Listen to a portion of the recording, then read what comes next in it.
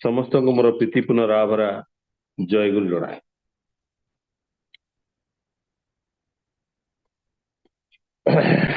आज सर्वप्रथमे आज सत्संग जो मैंने भोग निवेदन करिसेंती सेमानकर शांति सुस्ति विधान पाई परम पिता निकट में प्रार्थना रखे। आज सत्संग जोग दवाई हमर पूज्य मेकअप दा फोन करथिले। सुंदर भाव स्टाइन कार्यक्रम प्रतिनियत परिचालित हो चली। ठाकुरंकर जो जन्म मास 137तम वर्ष आज पदार्पण कर भाद्र परिक्रमा प्रति नगरे प्रति गाँव एवं विभिन्न जगार बड़ आनंद उल्लास सहित ये सत्संग पालन करा जाउछि।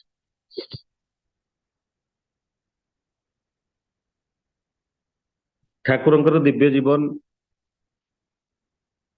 संपूर्ण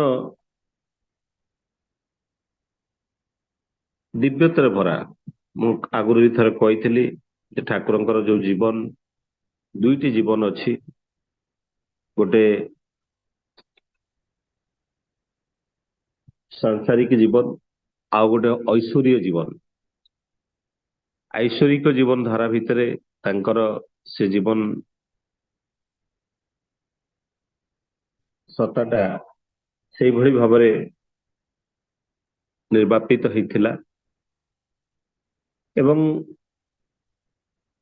ए धरापृष्ठ रे ए धर्मर प्रतिष्ठा पाई सद्धर्मर प्रतिष्ठा पाई जे मनीष शांति सृष्टि अधिकारी हो दिव्य जीवन अधिकारी हो ताही ठाकुर चाहूले। वास्तविक जड़े ट्रेन ने मत से कथा जड़े पचारि ठाकुर कौन भगवान। मु कहली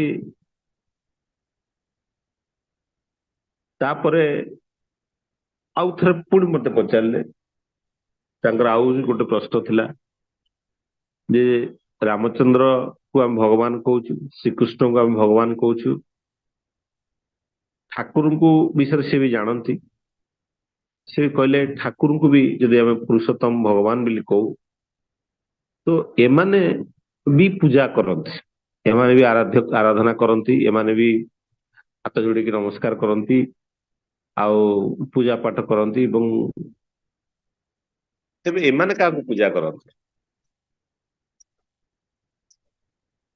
तो से कही से जिनसा को बुझे दवाई मुझे दिन कहली जे आत्मा जिते धरावतरण करे धरापृष्ठ जिते आम जन्म लाभ करूँ निजर पूर्व जन्मर कर्म आउ यही जन्मर कर्मफल नहीं ए आत्मा को जिते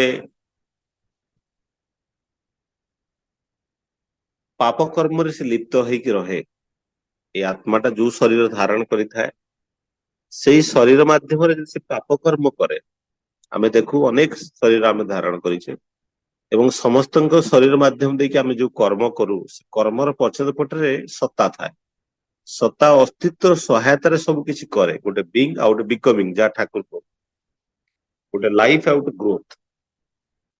तेणु ये सत्ता ये आत्मा शरीर माध्यम जहा किछि साधन करे जहा किछि कर्म करे से कर्मरु जना पड़े ता आत्मार उद्गतिता केवली कारण ता पाखे अनेक कार्मिक मेमोरी थाए। तो सेमती पाप कर्म लिप्त थिबा शरीर ताकू से शरीर को धारण करता से आत्मा को आम पापात्मा कहू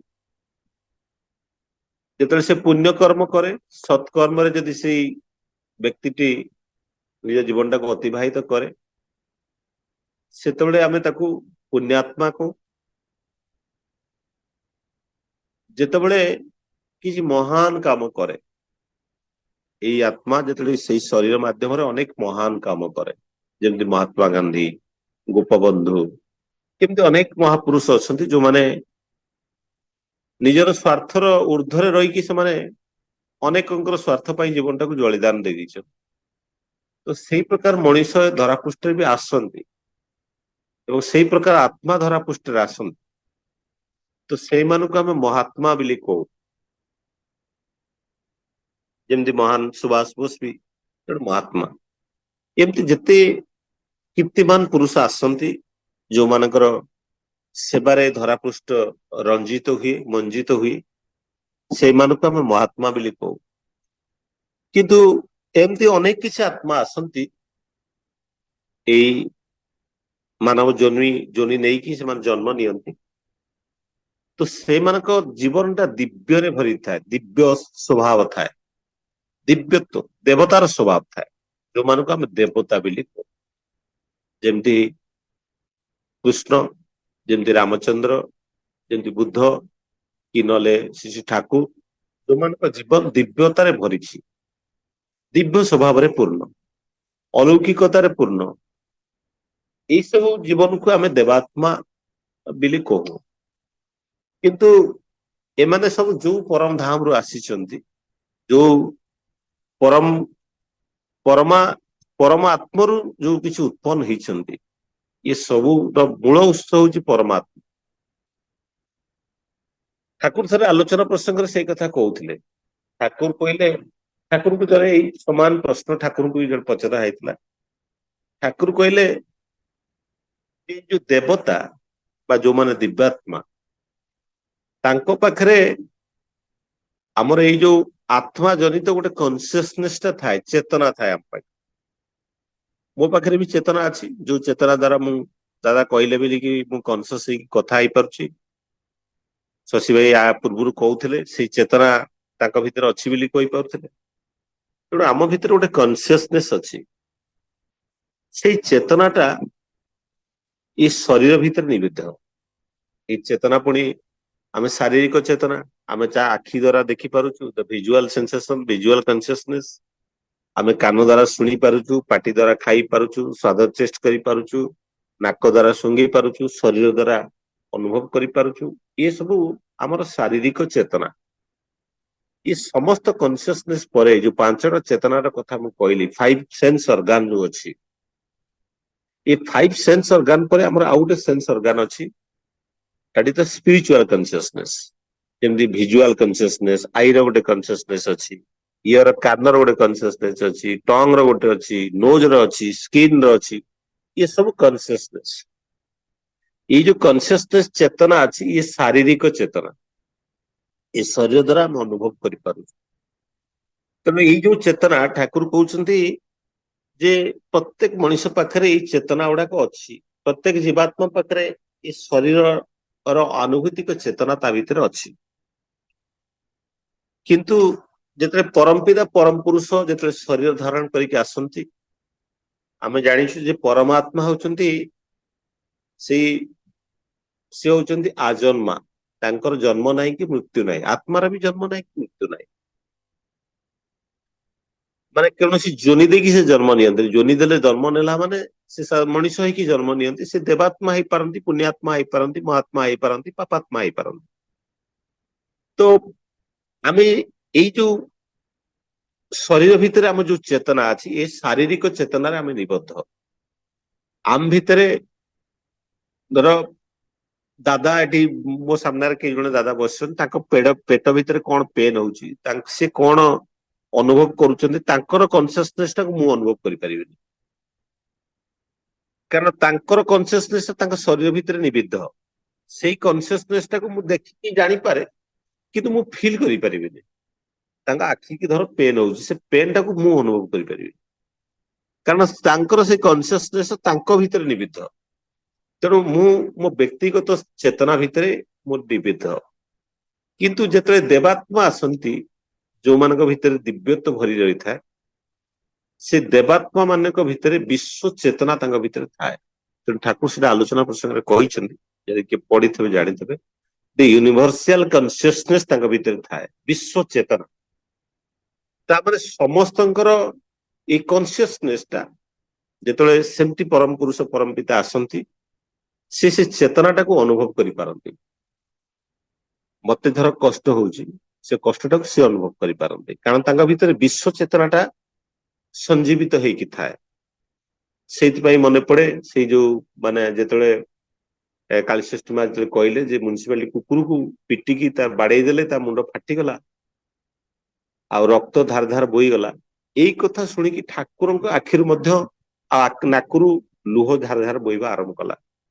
କାରଣ ସେ ହଉଛନ୍ତି ବିଶ୍ୱ ଚେତନା, ସେ କୁକୁରର ଚେତନାଟାକୁ ସେ ଅନୁଭବ କରିପାରିଥିଲେ। ଆପଣ ଜାଣିଛନ୍ତି ଘୋଡା ପିଠିରେ ଚାବୁକର ପ୍ରହାର, ଠାକୁରଙ୍କ ପିଠିରେ ତାର ଦାଗ, କାରଣ ସେଇ ପ୍ରକାର ସେନ୍ସେସନ ତାଙ୍କ ଭିତରେ ସେ ଅନୁଭବ କରିପାରିଥିଲେ ବୋଲିକି ସିଏ ତାଙ୍କ ଭିତରେ ସେଇ ପିଠିରେ ଦାଗ ହେଇଯାଇଥିଲା। ଜଣେ ପକ୍ଷୀ ଧରୁଥିବା, ଆପଣ ମାନେ ଗାଁରେ ସବୁବେଳେ ଛୁଆ ବେଳେ ଦେଖିଥିବେ ଏମିତି ବାଡି ଧିହରେ ବାଡି ଲଗେଇକି ପକ୍ଷୀକୁ ଖେଚିକି ତାର ମାରିକି ଆଣନ୍ତି, ପକ୍ଷୀ ମାରନ୍ତି। ଆଗରୁ ମୁଁ ଛୁଆ ବେଳେ ଦେଖୁଥିଲି, ଆପଣ ମାନେ ସମସ୍ତେ ଦେଖିଥିବେ। ଆଜିକାଲି ଆଉ ସେମିତି ବୋଧେ ହଉନି କି ଆମେ ଦେଖିପାରୁନୁ। ତ ସେମିତି ଜଣେ ଠାକୁରଙ୍କ ବାଡି ପାଖରେ ଜଣେ ସେମିତି ମାରୁଥିଲେ, ଯେତେବେଳେ ସେ ପକ୍ଷୀକୁ ଧରିଲେ, ସେ ପକ୍ଷୀ ଯେତେବେଳେ ଛଟପଟ ହେଲା ତାର କଷ୍ଟଟାକୁ ଠାକୁର ପିଲା ଥିଲେ ସେତେବେଳେ ଅନୁଭବ କରିପାରିଲେ କି ଠାକୁର ପୁରା ମାଟିରେ ଗଡିଲେ କାନ୍ଦି, ମାନେ ତାର କଷ୍ଟଟାକୁ ଠାକୁର ଅନୁଭବ କରିପାରୁଥିଲେ। କାରଣ ତାଙ୍କ ପାଖରେ ସେଇ ୟୁନିଭର୍ସାଲ କନସିୟସନେସ ଟା ତାଙ୍କ ଭିତରେ ଉଜ୍ଜୀବିତ ହେଇକି ଥିଲା। ତ ବିଶ୍ୱ ଚେତନାରେ ସେ ଜାଗ୍ରତ। ଠିକ ସେମିତି ମନେ ପଡେ ଅନେକ ଚେତନା ଠାକୁରଙ୍କ ଭିତରେ, ଠାକୁର ମାନେ ବସିଛନ୍ତି, ହଠାତ୍ କିନା ଜଣକୁ କହୁଛନ୍ତି ନେଇକି ସେ ଯୋଉ ଡାଳ ଭିତରକୁ ଟେକାଟେ ପକେଇଦେ। ସେ ଟେକା ପକେଇଲେ ଗୋଟେ ଫଟ କିନା ଗୋଟେ ବାଜ ପକ୍ଷୀଟା ଉଡିକି ଚାଲିବ। ତାମାନେ ସେ ତା ମାର ଆବସେନ୍ସ ରେ ସେ ଛୁଆ ମାନଙ୍କୁ ଖାଇବା ପାଇଁ ଜଗିକି ବସିଛନ୍ତି। ଠାକୁର ଅନୁଭବ କରିପାରୁଥିଲେ। ଗୋଟେ କୁକୁରଟା ଡ୍ରେନରେ ପଡିଯାଇଛି, କେଁ କେଁ କରିଛି, ଠାକୁର ବହୁତ ଦୂରରୁ ବସିଛନ୍ତି ଏଠୁ ସେଠୁ ଫିଲ୍ କରିପାରୁଛନ୍ତି ସେଇ ଚେତନାଟାକୁ। ସେଥିପାଇଁ ଠାକୁର ହଠାତ୍ କିନା କହୁଛନ୍ତି କୋଉଠି କୁକୁର ବୋବଉଛି ବୋଲି। ଲୋକ ଯାଇକି ତାକୁ ଉଦ୍ଧାର କରିଛନ୍ତି। ତାପରେ ଖାଲି ଯେ ମାନେ ଜୀବ ଜଗତର ଚେତନାଟାକୁ ଅନୁଭବ କରୁଥିଲେ ତା ନୁହେଁ, ଅଚରାଚର ବିଶ୍ୱର ସମସ୍ତ ବେଦନା, ସମସ୍ତ କ୍ଲେଷ୍ଟକୁ ସେ ଅନୁଭବ କରିପାରୁଥିଲେ। ଆପଣ ତାସକେଣ୍ଡ ଚୁକ୍ତିର କଥା କୁହନ୍ତୁ, ଯେତେବେଳେ ଲାଲ ବାହାଦୁର ଶାସ୍ତ୍ରୀଙ୍କର ମୃତ୍ୟୁ ହେଇଥିଲା ତାସକେଣ୍ଡ, ସେତେବେଳେ ଠାକୁର ଦିନ 12 ବଜେ, ସେଠି ରାତି 2 ବାଜିଥିଲା, ଦିନ 12 ବଜେ ଠାକୁର କହୁଛନ୍ତି ଶାସ୍ତ୍ରୀଜୀ ଚଲେ ଗଏ। କାହିଁକି ନା ଶାସ୍ତ୍ରୀଜୀ ଯେତେବେଳେ ରାତି 2 ବଜେ ତାଙ୍କର ଦେହାନ୍ତ ହେଇଛି, ଯେତେବେଳେ ଦିନ 12 ବାଜିଛି ଏଠି, ସେଇ ଚେତନାଟାକୁ ଠାକୁର ଅନୁଭବ କରିପାରିଛନ୍ତି। ସେ ହୟତ ଡାକିଥିବେ ଠାକୁରଙ୍କୁ ଚିତ୍କାର କରିକି, ଯେହେତୁ ଠାକୁରଙ୍କୁ ମାନେ ଦୀକ୍ଷା ନେଇଛନ୍ତି, ରୀତିକ ପାଞ୍ଜା ପାଇଥିଲେ, ଠାକୁରଙ୍କ ପ୍ରତି ତାଙ୍କ ଅଗାଢ ଭଲ ପାଇବା ଭକ୍ତି ପ୍ରେମ ଥିଲା, ସେ ନିଶ୍ଚିତ ଭାବରେ ଠାକୁରଙ୍କୁ ଡାକିଥିବେ। ସେଇଥିପାଇଁ ସୃଷ୍ଟିର ରହସ୍ୟକୁ ଠାକୁର ସେଥିପାଇଁ କହୁଥିଲେ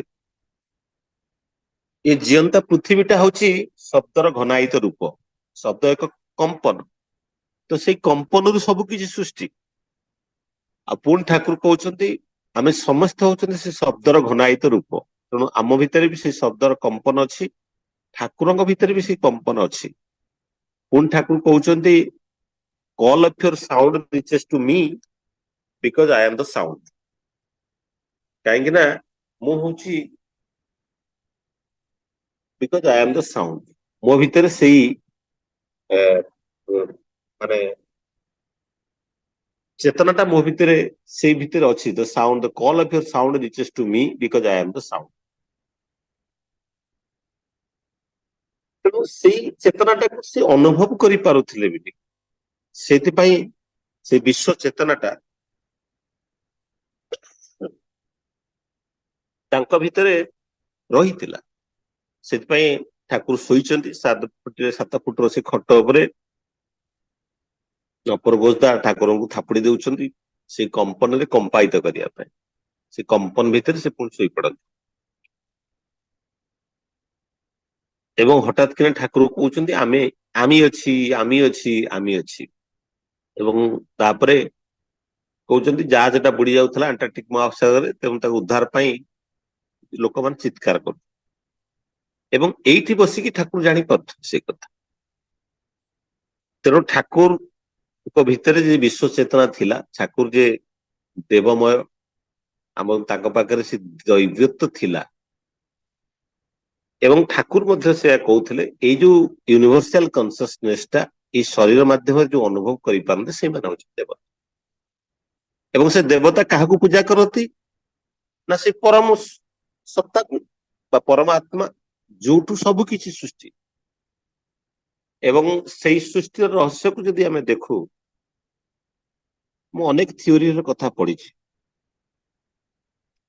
ଆପଣ ଯଦି ଆମେ ଦେଖିବା ଯେ ବିଗ ବ୍ୟାଙ୍ଗ ଥିଓରି, ବିଗ ବ୍ୟାଙ୍ଗ ଥିଓରିର ମୂଳ ହଉଛି ଏକ କମ୍ପନରୁ ସବୁ କିଛି ସୃଷ୍ଟି ହେଇଥିଲା।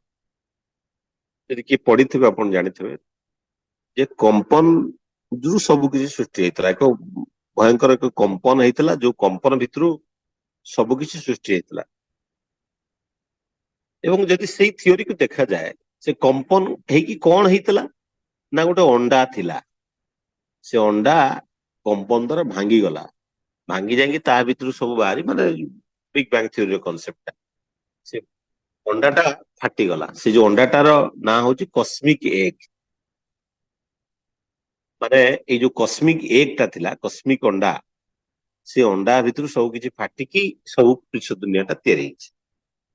ଏବଂ ବହୁତ ଥିଓରି ଅଛି ଯୋଉଥିରେ କି ଆଧ୍ୟାତ୍ମିକ ଥିଓରି ଅଛି ଯୋଉଥିରେ କୁହାଯାଇଛି, ବହୁତ ସାଧୁ ମହାନ ପୁରୁଷ ମାନେ ବି କହିଛନ୍ତି ଯେ ସବୁ କିଛି ସୃଷ୍ଟି ହେଇଛି, ଆଗରୁ ଈଶ୍ୱର ସବୁ ସୃଷ୍ଟି କରିଥିଲେ, ସେଇଥିରେ ସବୁ କିଛି ସୃଷ୍ଟି ହେଇଛି। କିନ୍ତୁ ବିଗ ବ୍ୟାଙ୍ଗ ଥିଓରି ଯଦି କଥା ଦେଖ, ତ ଆମେ ଯଦି ଚିନ୍ତା କରୁ ଯେ ପ୍ରଥମେ କୁକୁଡ଼ା ତିଆରି ହେଲା ନା ପ୍ରଥମେ ଅଣ୍ଡା ତିଆରି ହେଲା। ଯଦି ପ୍ରଥମେ ଅଣ୍ଡା ହେଲା, କସ୍ମିକ ଏଗ ତିଆରି ହେଲା, ତ କସ୍ମିକ ଏଗ ରୁ କୁକୁଡ଼ା ତିଆରି ହେଲା, ସବୁ କିଛି ତିଆରି ହେଇଛି ମାନେ କୁକୁଡ଼ା ତିଆରି। ତେଣୁ ପ୍ରଥମେ ଅଣ୍ଡା ନା ପ୍ରଥମେ କୁକୁଡ଼ା, ଏଇ ଦିଟା ପ୍ରଶ୍ନକୁ ଯଦି ଆମେ ଦେଖୁ, ତାମାନେ ଅଣ୍ଡା କିଏ ତିଆରି କଲା? ଏଇ ଯୋଉ ଅଣ୍ଡାଟା ତିଆରି ହେଲା, ତ ଅଣ୍ଡାଟାକୁ ପୁଣି ତିଆରି କରିବା ପାଇଁ ତ ଗୋଟେ କୁକୁଡ଼ା ଥିବ। ସେତେବେଳକୁ ବିଗ ବ୍ୟାଙ୍ଗ ଥିଓରି ପାଖରେ କିଛି ଉତ୍ତର ନାହିଁ। ଏବଂ ତାପରେ ଅନେକ ଥିଓରି ଅଛି ଯାହା ପାଖରେ, ଯୋଉ ପାଖରେ ରହସ୍ୟର କନସେପ୍ଟ ର ଉତ୍ତର ହିଁ ନାହିଁ କାରି ପାଖରେ। କିନ୍ତୁ ଠାକୁରଙ୍କର ମହାଶୂନ୍ୟ ଥିଲା, ମାନେ ଏ ବିଶ୍ୱ ସୃଷ୍ଟି ପୂର୍ବରୁ ଗୋଟେ ମହାଶୂନ୍ୟ ଥିଲା। ସେଇ ମହାଶୂନ୍ୟ ଭିତରେ ପ୍ରଥମେ ଶବ୍ଦ ସୃଷ୍ଟି ହେଇଥିଲା, ଯୋଉଟାକୁ ଆମେ ଓମକାର ବୋଲି କହିପାରୁ। ଓ ଉ ମ ର ଯୋଉ ସମାହାରରେ ତିଆରି ଓମକାର। ଯେତେବେଳେ ଏଇ ଶବ୍ଦ ତିଆରି ହେଲା, ଏଇ ଶବ୍ଦର ଯୋଉ କମ୍ପନ ତିଆରି ହେଲା, ସେଇ କମ୍ପନ ଟା,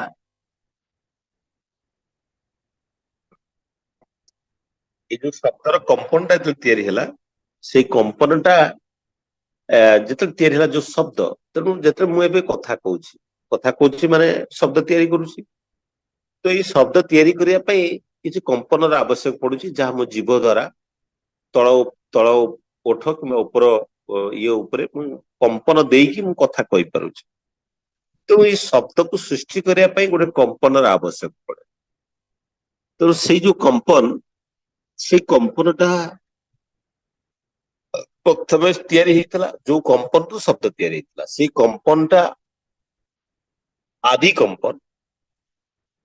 ଏବଂ ଏଇ ଆଦି ଶବ୍ଦ ସୃଷ୍ଟି କରିବା ପାଇଁ ସେଇ କମ୍ପନ, ଯୋଉ ଆଦି କମ୍ପନ ସେଟା ଗୋଟେ ଟୁ ଆଣ୍ଡ ଫ୍ରୋ ମୋସନ। କମ୍ପନ ହବା ପାଇଁ ଜୀବଟା ତଳ ଉପରେ ହଉଛି, ସେମିତି ଟୁ ଆଣ୍ଡ ଫ୍ରୋ ମୋସନ ଯୋଉ କମ୍ପନ ସୃଷ୍ଟି ହେଇଥିଲା, ସେଇ କମ୍ପନ ଟା ହଉଛି, କମ୍ପନର ଉଚ୍ଚାରଣ ଟା ହଉଛି ଓମ୍ ହେଇପାରେ କି ଯେକୌଣସି ଶବ୍ଦ ହେଇପାରେ, କିନ୍ତୁ ସେ କମ୍ପନ ଟା, ସେ ଯୋଉ ଆଦି କମ୍ପନ, ପ୍ରଥମ କରି ଯୋଉ କମ୍ପନ ତିଆରି ହେଇଥିଲା, ସେଇ କମ୍ପନ ଟା ପ୍ରଥମେ ଯୋଉ ସୃଷ୍ଟି ହେଇଥିଲା, ସେଇ କମ୍ପନ ଟା ହଉଛି, ସେଇଟା ହଉଛି ସେ ଯୋଉ କମ୍ପନ, ସେଇ କମ୍ପନରୁ ସେ ଆଦି କମ୍ପନ ବା ସେଇଥିରୁ ଶବ୍ଦ ବ୍ରହ୍ମ ସୃଷ୍ଟି ହେଇଥିଲା, ଯୋଉଟାକୁ ଠାକୁର ନାମ ଦେଇଛନ୍ତି। ନାମ ଟା ଟୁ ଆଣ୍ଡ ଫ୍ରୋ ମୋସନ। ଇଏ ହଉଛି ସ୍ପନ୍ଦନାତ୍ମକ ପ୍ରତିଛବି ବୋଲି ଠାକୁର କହୁ। ନାମ ହଉଛି ଏକ ସ୍ପନ୍ଦନାତ୍ମକ ପ୍ରତିଛବି, ଏକ ସ୍ପନ୍ଦନ। ଏଇ ଯୋଉ ସ୍ପନ୍ଦନ, ଯେତେବେଳେ ମଣିଷ ଭିତରେ ଯେତେବେଳେ ସେ ନାମ କରେ, ତା ଭିତରେ ସେ କମ୍ପନ ଟା ଯେତେବେଳେ ସେ ଫିଲ୍ କରିପାରେ, ସେଇ କମ୍ପନ ଟା ଆମ ଯୋଉ ଠାକୁରଙ୍କର ଯୋଉ କଥା, ଯେ ସମସ୍ତେ ଆମେ ସେ ଶବ୍ଦ କମ୍ପନରୁ ତିଆରି, ଶବ୍ଦ ତିଆରି ମଧ୍ୟ କହିଛନ୍ତି। ଠାକୁର ଆଉ ଗୋଟେ ଚିଦ୍ ଅଣୁ ଉପରେ କଥା କହିଥିଲେ। ତ ଏଇ ଯୋଉ କମ୍ପନ ଟା, ଯୋଉ କମ୍ପନ ପ୍ରଥମ ଆଦି କମ୍ପନ ଯୋଉ ତିଆରି ହେଇଥିଲା, ସେଇ କମ୍ପନ ଟା ଆଜି ମଧ୍ୟ ଅଛି। ସେଇ କମ୍ପନ ଟା ଆମ ଭିତରେ ଅଛି। ତେଣୁ ଆମ ଭିତରେ ଏଇ ଯୋଉ ଆତ୍ମା, ଯୋଉ ଏନର୍ଜି ଅଛି, ସେ ଏନର୍ଜି ଟା ବି ମଧ୍ୟ ଗୋଟେ କମ୍ପନ। ସେଇ କମ୍ପନ ଟାକୁ ତ୍ୱରାନ୍ୱିତ କରିବା ପାଇଁ ଇଏ ଗୋଟେ କମ୍ପନ ଠାକୁର ଆଡ କରିଛନ୍ତି ନାମ ଦେଇ। ତେଣୁ ଏଇ ଯୋଉ ଏନର୍ଜି ଠାକୁର କହୁଛନ୍ତି ଯେ ଆତ୍ମାଟା ଗୋଟେ spirit is the vast source of energy. ତେଣୁ ଏଇ ଶରୀର ଭିତରେ ଯୋଉ ଦିଟା ପାର୍ଟ ଅଛି, ଗୋଟେ ହଉଛି ଶରୀର ଆଉ ଗୋଟେ ଆତ୍ମା ବା ସତ୍ତା ଅସ୍ତିତ୍ୱ। ଏ ସତ୍ତାରେ ଆମେ ବଞ୍ଚି ରହୁ, ଅସ୍ତିତ୍ୱରେ ଆମେ ବୃଦ୍ଧି ପାଉ। ଦ ବିଙ୍ଗ ଆଣ୍ଡ ବିକମିଂ, এই ବିଙ୍ଗ ଟା ବିକମିଂ ତାର ବୃଦ୍ଧି ପାଏ। ତ ଲାଇଫ ଆଣ୍ଡ ଗ୍ରୋଥ ର କଥା ସେଇଥିରୁ ଯଦି ଆମେ ଦେଖୁ, ତେଣୁ ଏଇ ଯୋଉ ଶବ୍ଦ କମ୍ପନଟା ଆମେ ନାମ କରିବା ଭିତରେ ସେଇ ଠାକୁର ଯୋଉ ନାମ ଦେଇଛନ୍ତି ସେ ନାମର କମ୍ପନଟା ଆମ ଭିତରେ ତ୍ୱରାନ୍ୱିତ ହବା ଫଳରେ ଆମର ଯୋଉ ଆଦି କମ୍ପନ ସହିତ ଯୋଡି ହେଇଯାଏ। ତେଣୁ ଠାକୁର ସେଇ କଥାକୁ ଯଦି ଆମେ ଦେଖୁ, ଠାକୁର ସେଇ କଥା କହିଛନ୍ତି ଯେ ନାମ କରିବା ସହିତ ମଣିଷ ଯୋଉ ତାର ମାନେ ତାର ଯୋଉ ଆଦି ଇଏ ସହିତ ସେ ଯୋଡି ହେଇଯାଏ। ତେଣୁ ଠାକୁରଙ୍କ ଭିତରେ ସେଇଥିପାଇଁ ଠାକୁର ଏଇ ଯୋଉ ସୃଷ୍ଟିର ତତ୍ତ୍ୱ କହିଲେ, ଏଇ ଯୋଉ ଶବ୍ଦ ଯେତେବେଳେ ତିଆରି ହେଲା, ଏଇ ଯୋଉ ଶବ୍ଦ ଯେତେବେଳେ ଗତିଶୀଳ ହବାକୁ ଲାଗିଲା, ଶବ୍ଦ ତ ଗତି କରେ, ମୁଁ କହିଲେ ବହୁତ ଦୂର ପର୍ଯ୍ୟନ୍ତ ଶୁଭୁଛି। ଶବ୍ଦ ଯେତେବେଳେ ଗତିଶୀଳ ହବାକୁ ଲାଗିଲା, ଏଇ ଗତିଶୀଳ ହବା ଫଳରେ ଗୋଟେ ଶବ୍ଦ ଆଉ ଗୋଟେ ଶବ୍ଦ ସହିତ ଘର୍ଷଣ ଫଳରେ ଏକ ବିଶେଷ ପ୍ରକାର ଏନର୍ଜି ତିଆରି ହେଲା, ଶକ୍ତି। ଆଉ ଯୋଉ ଶକ୍ତିରୁ ବସ୍ତୁ ତିଆରି ହେଲା, ଯାହା ଆମେ ଜାଣିଛୁ, ଯୋଉଟା ଆମେ ସମସ୍ତେ ଜାଣିଛୁ, ଯୋଉଟା ଆଲବର୍ଟ ଆଇନଷ୍ଟାଇନଙ୍କ ଯୋଉ formula is equal to MC square, ଯୋଉଥିରେ ଏନର୍ଜିଟା ମ୍ୟାଟରକୁ କନଭର୍ଟ ହେଇଛି ବା ମାସକୁ କନଭର୍ଟ ହେଇଛି। ବୈଜ୍ଞାନିକ ମାନେ କେବେ କରିନାହାନ୍ତି ଏନର୍ଜିରୁ ମ୍ୟାଟରକୁ କନଭର୍ଟ କରି, କିନ୍ତୁ ଫର୍ମୁଲାଟା ବାହାର କରିଛନ୍ତି ରିଭର୍ସ ଇଜ ପସିବଲ। ତାମାନେ ବସ୍ତୁକୁ ନଷ୍ଟ କରିକି ଆମେ ଏନର୍ଜିରେ ପରିଣତ କରିପାରିବା। ଗୋଟେ ଗ୍ରାମ ବସ୍ତୁକୁ ନଷ୍ଟ କରି ପାରିଲେ ଯେତିକି ଏନର୍ଜି ବାହାରିବ, ଗୋଟେ ବଡ ପାଣି ଜାହାଜ ପୃଥିବୀର ପରିକ୍ରମା କରିଦେଇ ପାରିବ।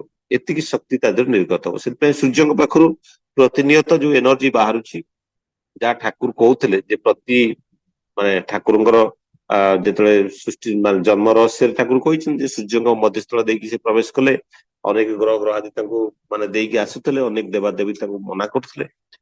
ଏବଂ ତା ଭିତରେ ଠାକୁର କହୁଥିଲେ କି ତାଙ୍କୁ ପଚରା ହେଇଥିଲା ସୂର୍ଯ୍ୟଙ୍କର ଏଇ ଯୋଉ ମାନେ ଆଲୋକ ଏହା କେବେ ସରିବନି, କାରଣ ଯୋଉ ଏନର୍ଜି ଅଛି ସେ ଏନର୍ଜି କେବେ ସରିବନି, ପଚରା ହେଇଥିଲା ଠାକୁର। ତେଣୁ ଠାକୁର ସେଇ କଥା କହୁଥିଲେ, ଏଇ ଯୋଉ ଶବ୍ଦ ପରସ୍ପର ସହିତ ଘନାୟିତ ହେବା ଫଳରେ ଯୋଉ ମାନେ ତା ଭିତରେ ଯୋଉ ଘର୍ଷଣ ଫଳରେ ଯୋଉ ବିଶେଷ ଶକ୍ତି ସୃଷ୍ଟି ହେଇଥିଲା, ସେଇ ବିଶେଷ ଶକ୍ତିରୁ ଯୋଉ ବସ୍ତୁ ତିଆରି ହେଲା, ସେଇ ବସ୍ତୁଟା ପ୍ରଥମ କରି ବସ୍ତୁ ତିଆରି ହେଲା, ସେଇଟା ହିଁ ଆରମ୍ଭ, ଆଦି ଆରମ୍ଭ। ଏବଂ ଯାହା କିଛି ସୃଷ୍ଟି ହେଇଛି ସବୁ ଭିତରେ ସେଇ ବସ୍ତୁ ଆଉ ସେଇ ଶକ୍ତି ନିୟତ ଅଛି। ସେ ଶକ୍ତିଟା ହଉଛି ସତ୍ତା ଆଉ ବସ୍ତୁଟା ହଉଛି ସେ ଅସ୍ତିତ୍ବ। ତେଣୁ ଆମ ଭିତରେ ବି ଅଛି। ଏବଂ ଯାହାକୁ ଆମେ ନିର୍ଜୀବ ବୋଲି କହୁଛୁ, ଠାକୁର କାହାକୁ ନିର୍ଜୀବ ବୋଲି କହୁନଥିଲେ, ଠାକୁର କହୁଥିଲେ ସମସ୍ତଙ୍କ ଭିତରେ ସତ୍ତା ଅସ୍ତିତ୍ବ ଅଛି। ତେଣୁ ଗୋଟେ କାଠଟାକୁ ବାଡେଇ ଦେଲେ ସେ ମଧ୍ୟ ସାଉଣ୍ଡ କରେ, ପଥରଟାକୁ ପିଟି ଦେଲେ।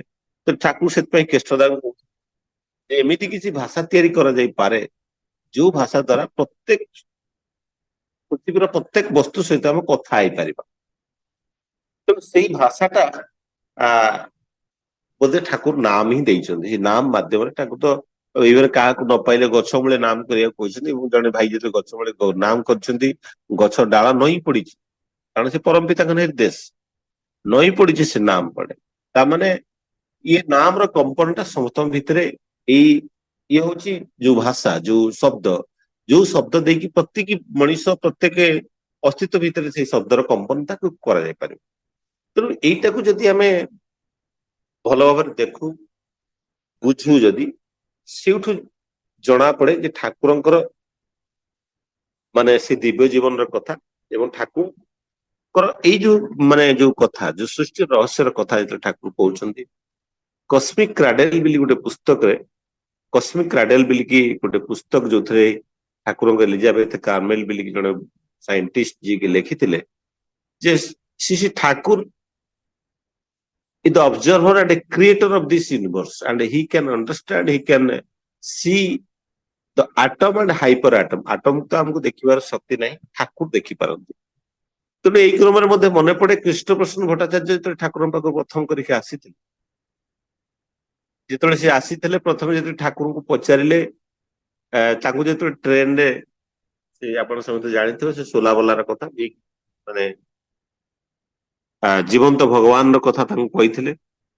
ଏବଂ ସେ କେଷ୍ଟଦାଙ୍କୁ ଯେତେବେଳେ ନେଇକି ଆସିଥିଲେ, କେଷ୍ଟଦା ଯେତେବେଳେ ଆସିଲେ ଠାକୁରଙ୍କୁ ସନ୍ଧ୍ୟା ହେଇଯାଇଥାଏ, ଠାକୁର ଗୋଟେ ଦୌଡିଆ ଖଟ ଉପରେ ଶୋଇଥାନ୍ତି, ତାଙ୍କୁ ଇଞ୍ଜେକ୍ସନ ଦିଆ ହଉଥାଏ ଏବଂ ସେଇ ଇଞ୍ଜେକ୍ସନ ଦେଲା ବେଳେ ଦେଖିଲେ ଠାକୁର ଉଆ କରି କଷ୍ଟ ପାଉଛନ୍ତି। କେଷ୍ଟଦା ଦେଖିଲେ ଯେ ଯାହାଙ୍କୁ ପରମପିତା କୁହାଯାଉଛି, ଯିଏ ଜୀବନ୍ତ ଭଗବାନ, ସିଏ ଇଞ୍ଜେକ୍ସନ ନେଇକି ଉଆ ହଉଛନ୍ତି, ତ ଅନ୍ୟମାନଙ୍କୁ କଷ୍ଟ କଣ ଦୂର କରିବେ। ଏବଂ ତାଙ୍କର ସେଇ ବ୍ୟାକୁଳତାକୁ ସେ ଆଉ ପ୍ରଶମିତ କରିପାରିଲେନି, ପଚାରିଦେଲେ ଠାକୁର ଯେ ଠାକୁର ଆପଣଙ୍କୁ ଲୋକମାନେ ଜୀବନ୍ତ ଭଗବାନ ବୋଲି କହୁଛନ୍ତି, ଆପଣ କିନ୍ତୁ ନିଜେ ଇଞ୍ଜେକ୍ସନ ନେଲା ବେଳକୁ ଏତେ କଷ୍ଟ ପାଉଛନ୍ତି, ଆଉ ଅନ୍ୟମାନଙ୍କ କଷ୍ଟ କେମିତି ଦୂର କରିବେ।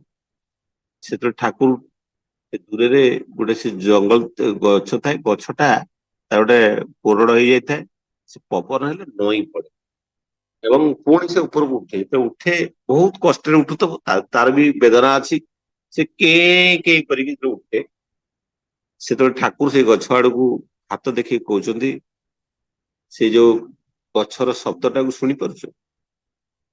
କେଷ୍ଟଦା ସେଦିନ ଆଉ ବୁଝି ପାରିନଥିଲେ।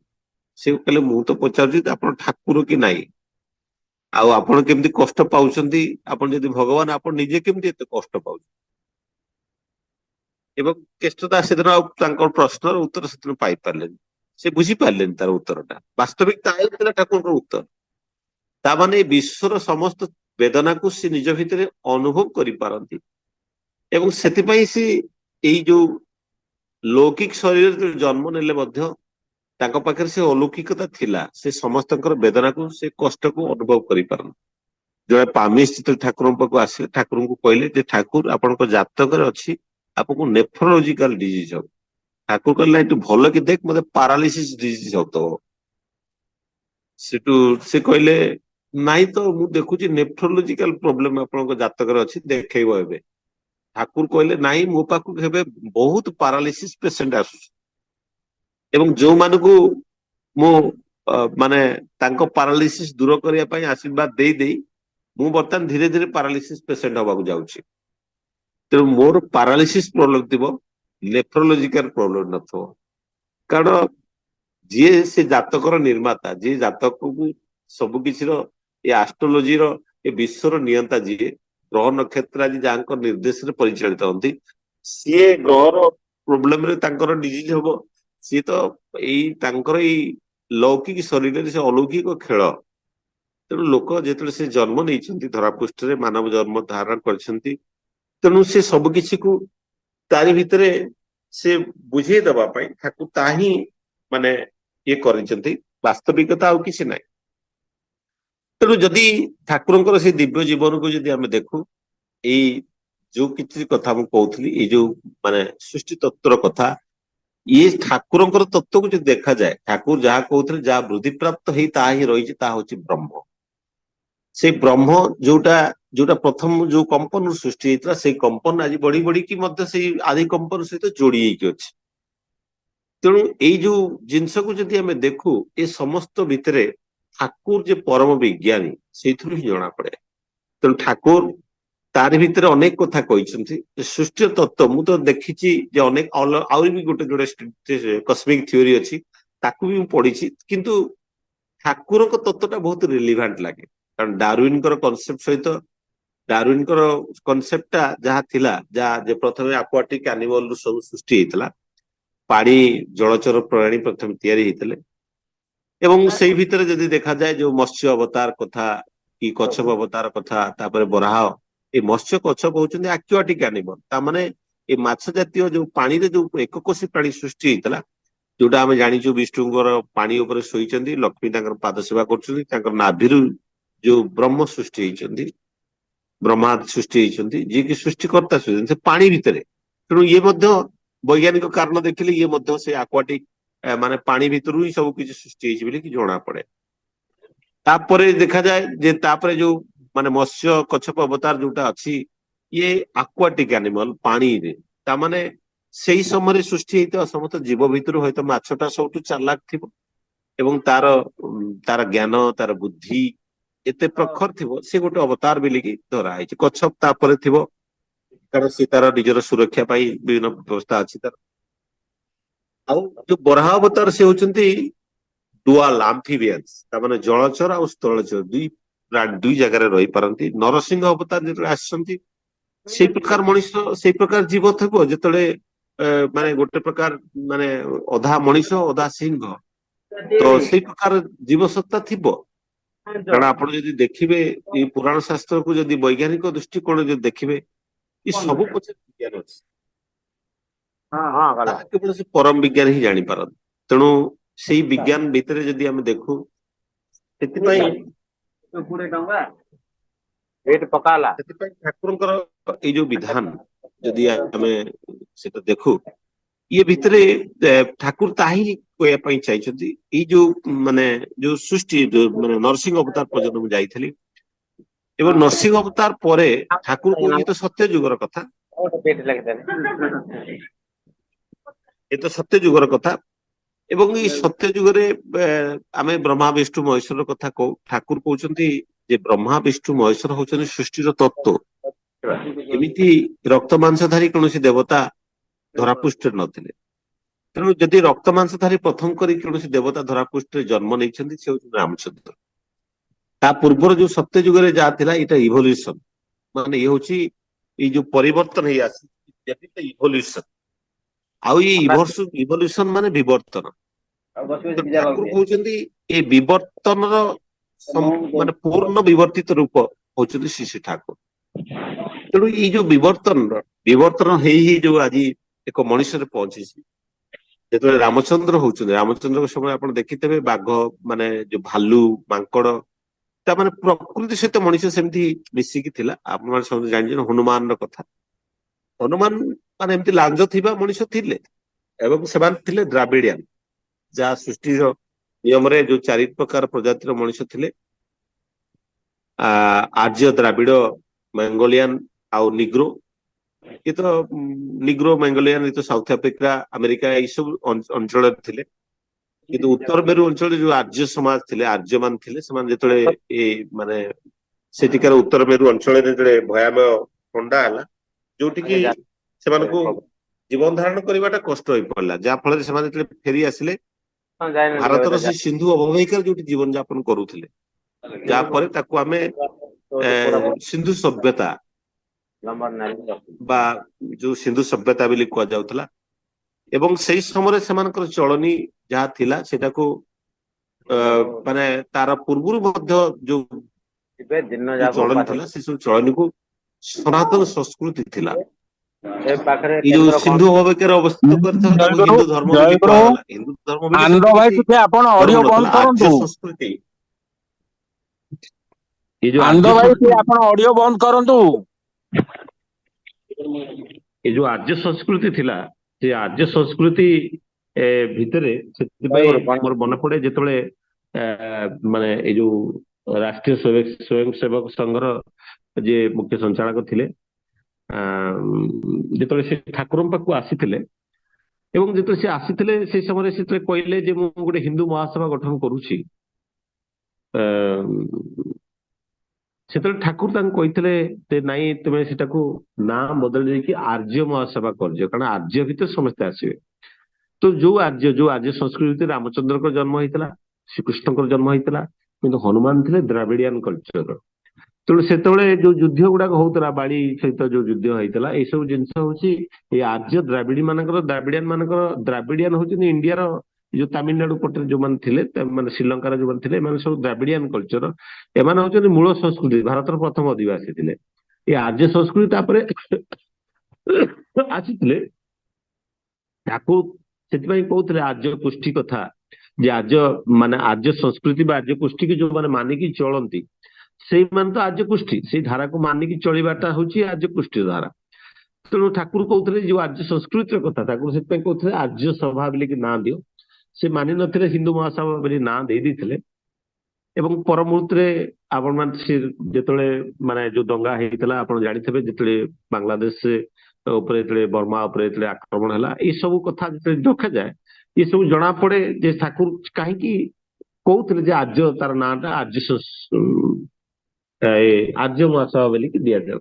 ତ ଇଏ ତ ପରମପିତା ପରମ ପୁରୁଷ, ତାଙ୍କ ଭିତରେ ସେଇ ଦିବ୍ୟତ ଯୋଉ ମାନେ ଦେବତ୍ୱର ଭାବ ଯୋଉ ଥିଲା, ସେଇ ଭାବ ନେଇକି ସେ ସେଥିପାଇଁ ଧରାପୃଷ୍ଠରେ ଯେତେବେଳେ ଆସିଛନ୍ତି ଏବଂ ତାଙ୍କର ସେଇ ଦିବ୍ୟ ଜୀବନଟାକୁ, ତେଣୁ ଆମର କର୍ତ୍ତବ୍ୟ ହଉଛି ଯେ ଆମେ ନିଜ ଜୀବନରେ ପରିପାଳିତ କରିବା ଏବଂ ଆମେ ଯେତେ ନିବିଡ଼ ଭାବରେ ପରିପାଳିତ କରିବା, ଲୋକମାନେ ଆମକୁ ଦେଖିକି ତାକୁ ତାଙ୍କ ଜୀବନରେ ସେମାନେ ଅତିବାହିତ କରିପାରିବେ। ଆମେ ଯେହେତୁ ଆମ ପରମପିତାଙ୍କୁ ଧରିଛେ, ତେଣୁ ଆମେ ଜୀବନଟାକୁ ମାନେ ସୁନ୍ଦର ମଧୁମୟ କରିକି ରଖିପାରିଲେ ନିଶ୍ଚିତ ଭାବରେ ପରମପିତାଙ୍କ ପାଇଁ ସେ ଯୋଉ ଡିପି ୱାର୍କ କରିବାକୁ ପଡୁଛି, ଏତିକି ପରିଶ୍ରମ କରିବାକୁ ପଡିବନି ଯେତିକି ପରିଶ୍ରମ କରିବାକୁ ପଡୁଥିବ। ତା ମାନେ ଯଦି ମୁଁ ପାଳନ କରେନି, ଅନ୍ୟମାନଙ୍କୁ ଯଦି ମୁଁ ପାଳନ କରିବା ପାଇଁ କହେ, ତାହା କେତେ ଦୂରରୁ ପ୍ରାଚୁର୍ଯ୍ୟପୂର୍ଣ୍ଣ ଆଉ କେତେ ଦୂର ତା ଉପରେ ଇଫେକ୍ଟିଭ ହବ, ତା ଆପଣ ମାନେ ଅନୁଭବ କରିପାରୁଥିବେ।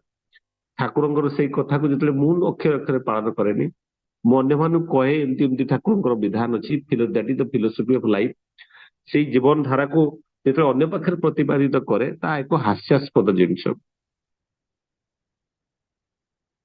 ମୁଁ ନିକଟରେ ଯାଇଥିଲି, ଏବେ ମାଉଣ୍ଟ ବାବୁ ଯାଇଥିଲି, ମୋ ସାଙ୍ଗରେ କିଛି ବହୁତ ଡିଷ୍ଟ୍ରିକ୍ଟର କିଛି ଭାଇ ମାନେ ଯାଇଥିଲେ। ସେମାନେ ବିଭିନ୍ନ ଅନୁଷ୍ଠାନ ସହିତ ଜଡିତ, ମାନେ ଆମ ସତ୍ସଙ୍ଗକୁ ବି ଆସନ୍ତି, ପ୍ରଜାପିତା ବ୍ରହ୍ମକୁମାରୀ ଆଶ୍ରମକୁ ଯାଆନ୍ତି। ଗୋଟେ ଏଜୁକେଶନାଲ କନଫରେନ୍ସ ଥିଲା, ମତେ ଡାକିଥିଲେ ସାଇନ୍ସ ସ୍ପିରିଚୁଆଲିଜିମ ଉପରେ କିଛି କହିବା ପାଇଁ, ମୁଁ ଯାଇଥିଲି। ତ ପୁଣି ସେମାନେ ବିଭିନ୍ନ ଧର୍ମ ଅନୁଷ୍ଠାନକୁ ଯାଆନ୍ତି। ଯେତେବେଳେ ମୁଁ ଜୟଗୁରୁ କଥା କହିଲି ଯେ ଆପଣ ଦୀକ୍ଷା ନିଅନ୍ତୁ କିଏ କରନ୍ତୁ, ସେତେବେଳେ ସେ କହିଲେ, ବହୁତ ଲୋକଙ୍କର ସେଠିକାର ଯିଏ ସବୁ ମୁଖ୍ୟ ଲୋକ ତାଙ୍କରି ବିରୁଦ୍ଧରେ ସବୁ କହିଲେ। ମୁଁ ତାଙ୍କୁ ଲାଷ୍ଟକୁ ସବୁ ବସି ଗୋଟେ କଥା ମୁଁ କହିଲି ଯେ ନା ସେମାନେ ସବୁ ଏମିତି ଆପଣଙ୍କ ଜମି କିଣା ବେଳେ ସେମାନେ ପଇସା ମାରି ଖାଇଦେଲେ, ଇଏ କରିଦେଲେ, ସବୁ ସେ ଏମିତି ସବୁ ବହୁତ କଥା କହିଲେ। ତ ତାର ମୂଳ କାରଣ ହଉଛି, ମୁଁ କହିବାର ମୂଳ ଉଦ୍ଦେଶ୍ୟ ହଉଛି ଆମେ ନିଜକୁ ସଜାଡି ପାରୁନେ। ସେଟା ପୃଥିବୀ ଲୋକ ସମସ୍ତେ ଆମକୁ ଦେଖୁଛନ୍ତି, ଆମେ ଯେତେବେଳେ ଦୀକ୍ଷା ନେଇଛେ, ଆମେ ଦୀକ୍ଷା ନେଇକି କଣ କରୁଛେ କଣ ନାହିଁ, ସେଇ କଥାଟାକୁ ଆମେ ସମସ୍ତେ ଦେଖୁଛନ୍ତି, ଆମେ ଭାବୁଛୁ କେହି ଦେଖୁନାହାନ୍ତି। ତେଣୁ ଏ ବିଶ୍ବ ଦୁନିଆ ସମସ୍ତେ ଆପଣଙ୍କୁ ଆମକୁ ବଡ ବଡ ଆଖିରେ ଦେଖୁଛନ୍ତି। ଆପଣ ଖାଲି ଧଳା ପୋଷାକ ପିନ୍ଧି ଗଲେ, ଆପଣ ଧଳା ପୋଷାକ ପଛପଟରେ କେତେ କଳା ଲାଗିଛି ତାହା ଆମକୁ ଦେଖା ନଗଲେ ବି ଅନ୍ୟମାନେ ଦେଖୁଛନ୍ତି। ତେଣୁ ସେଥିପାଇଁ ଆମକୁ ସଜାଡିବାକୁ ପଡିବ। ତେଣୁ ମୁଁ ତାଙ୍କୁ ବହୁତ ଜିନିଷ କହିଲି। ମୁଁ କହିଲି ଯେ ଠାକୁରଙ୍କର ଗୋଟେ ଜିନିଷ ହଉଛି, ଆପଣ ତାଙ୍କୁ ଆଉ ମାନେ ଠାକୁର ଆଉ ଠାକୁର କହିଛନ୍ତି ତୁ ଆଉ ମୋ ଭିତରେ ଆଉ କେହି ନାହିଁ।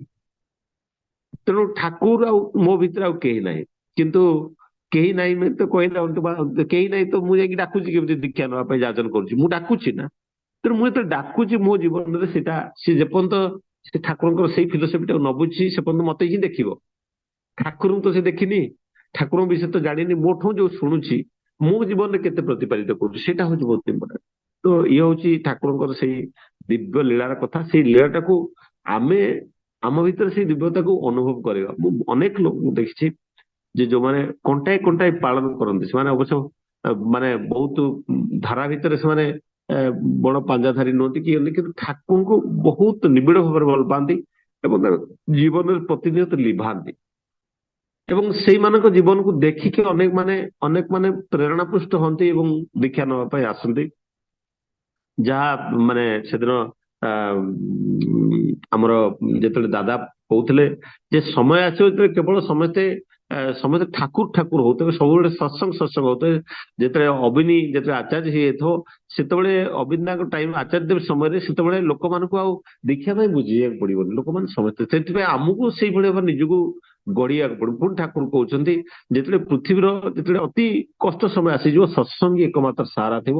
ଆଉ ଏ ସତ୍ସଙ୍ଗରେ ଯୋଉମାନେ ଇଷ୍ଟ ସର୍ବସ୍ୱ ହେଇକି ବଞ୍ଚୁଥିବେ, ତ ସେଇମାନେ ହିଁ ଏ ସତ୍ସଙ୍ଗକୁ ରକ୍ଷା କରିପାରିବେ। ଆଉ ସେଇମାନେ ହିଁ ଲୋକମାନଙ୍କର ବଞ୍ଚିବାର ରାହା ହେଇପାରିବେ। ସେ ତ ହଉଛନ୍ତି ମାନେ ଜ୍ଞାନ, ସେ ହଉଛନ୍ତି ବିଜ୍ଞାନ, ସେ ହଉଛନ୍ତି ବ୍ରହ୍ମ, ସେ ହଉଛନ୍ତି ପରମ ବ୍ରହ୍ମ, ସେ ହଉଛନ୍ତି ନାମ, ଆଉ ସେ ହଉଛନ୍ତି ନାମୀ। ତେଣୁ ତାଙ୍କରି ଚରଣରେ ମୁଁ ମୋର ପ୍ରଣତି ଜଣାଇ ମୋର ବକ୍ତବ୍ୟ ବିରାମ ଦଉଛି। ବନ୍ଦେ ପୁରୁଷୋତ୍ତମମ୍, ବନ୍ଦେ ପୁରୁଷୋତ୍ତମମ୍।